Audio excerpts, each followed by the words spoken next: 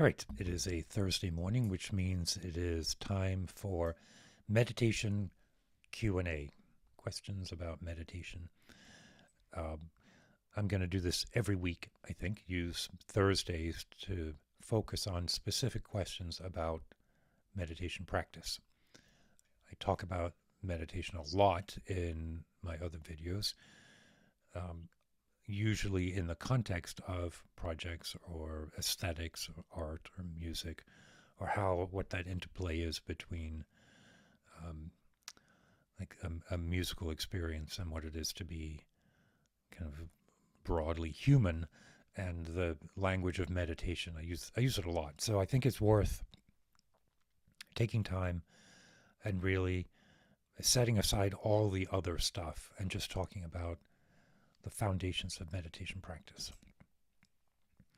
So there's a lot of different types of meditation practice. There's visualizations, there's chanting, um, there's seated practice where the mind is allowed to be entirely open in awareness, right? Truly letting it go. And then there's, uh, okay.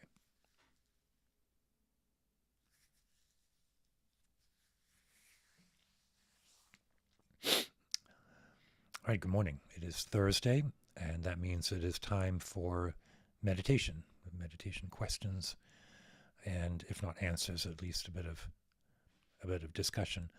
Um, I'm going to do this every week, take Thursday mornings and focus on just meditation, right? Kind of set aside all the other uh, aesthetics or art or all the other aspects of this channel, which really are fed um, by my meditation practice.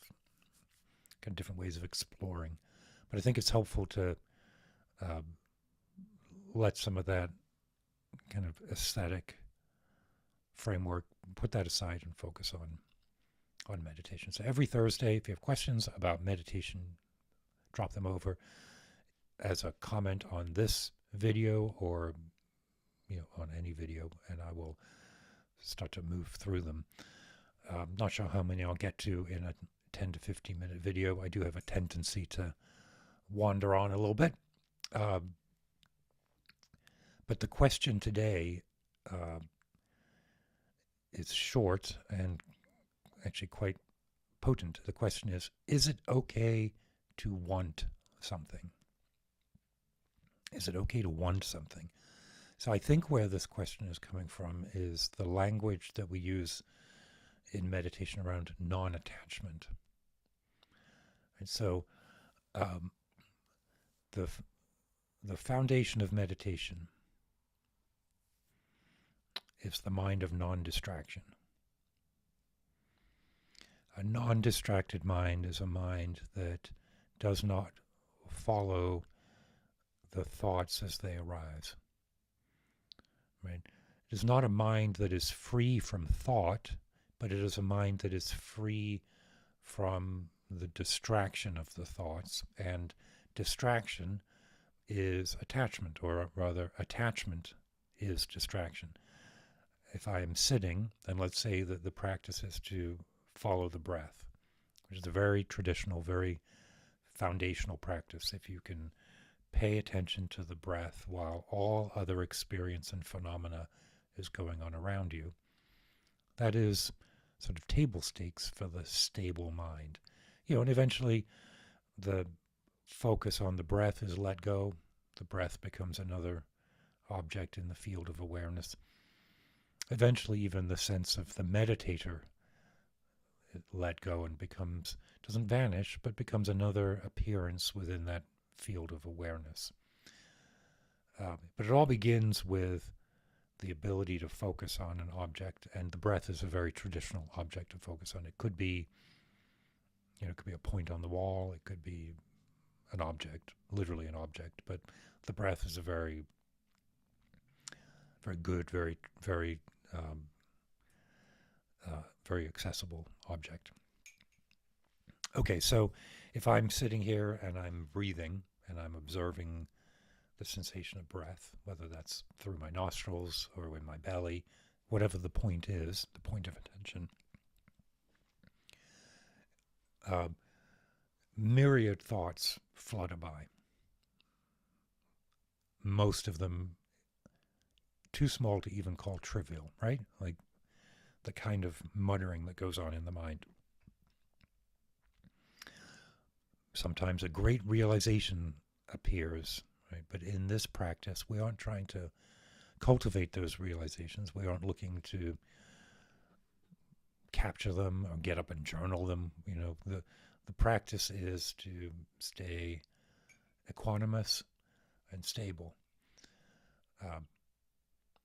But let's say while I'm doing that, I suddenly realize that I'm anxious about work, which actually often happens to me because I meditate first thing in the morning, and I know that within an hour I will have set aside my meditation practice and I'll be at my desk and I'll be online working.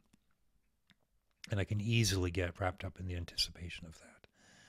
And minutes can go by and I'll realize, oh, I am not, right? That moment of realizing, I'm actually not paying attention to the breath. I have been entirely captivated by that breath, by that idea, by that thought. So I return to my breath. I let go of the thought. I become unattached to the thought. The thought itself hasn't gone anywhere. I haven't killed it. I haven't told it to go away. I haven't even said that it's not important. What I have done is said it's not the breath. And so I'm not going to follow it. Okay, so that idea of non-attachment to the thought during practice can be extrapolated out to our emotions, for example. Emotions are very powerful. They're very beautiful. Without exercising energy, though, our emotions will arise, do its thing, and then go on. How long will your emotion stay if you don't put energy into it? So again, that's a non-attached view of an emotion. Nobody should feel punished for feeling an emotion. We'll get, you can see where I'm going to with the actual question, right? If I feel love, if I feel anger, if I feel any of the primary emotions, there's nothing wrong with feeling the emotions, right? But can we allow them to be as they are without interjecting additional story or additional importance to that emotion, right? My frustration in the moment, my sense of being blocked, or my sense of whatever the case is that you're feeling, is what it is. It doesn't need me to then say, if I don't deal with this now, I'm going to get laid off and I won't have a job in a year, and what are we going to do, right? The extension of the narrative of the emotion is what I'm calling the attachment to the emotion. The emotion itself can arise, do its thing, be experienced, be appreciated, and then it will move on. Okay, so what about if I want something, like the question asked? I want a new synthesizer, right? Or I want another cup of coffee.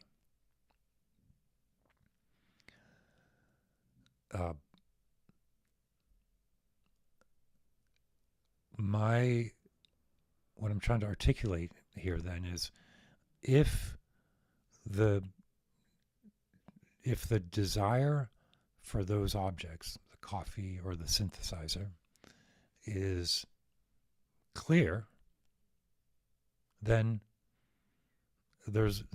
at that point it isn't wanting anymore. It is aspiring or maybe it's necessary, or it is simply a pleasure that can be participated in. So I think the answer to the question, is it okay to want something? You want to disambiguate the attachment from the aspiration. And I'm going to say that wanting is a conglomeration of an aspiration with a narrative. And the narrative can push us around so that we do things that we think we want, but that we don't really. We can act from lust or greed or ignorance about what we really need. What is our aspiration really about? I want to buy a new synthesizer. Well, do I really, or do I really want to be more creative and writing music and creating wonderful, beautiful sounds? And if that's the aspiration, maybe buying the new synthesizer is the necessary step to take, but more likely it is taking advantage of the instruments and the time that I already have. You see what I'm saying, right? Like it's really important to scrutinize what's being presented as a want or a desire, and separating the underlying aspiration from the story that's being told around it. Buying a new synthesizer or drinking a cup of coffee are wonderful things to do, right? I think Buddhism gets a bad rap sometimes as being sort of negative about the joys of the planet. And I think that's part of the, if I'm reading between the lines of the question, maybe there's some reference to that as well.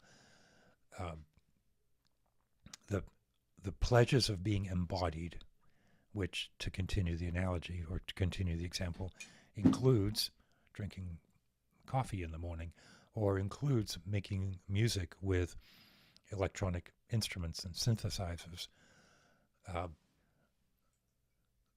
Those are just as much part of the Dharma, I think, as anything, if they are part of the Dharma and not part of some occluded alternative, right?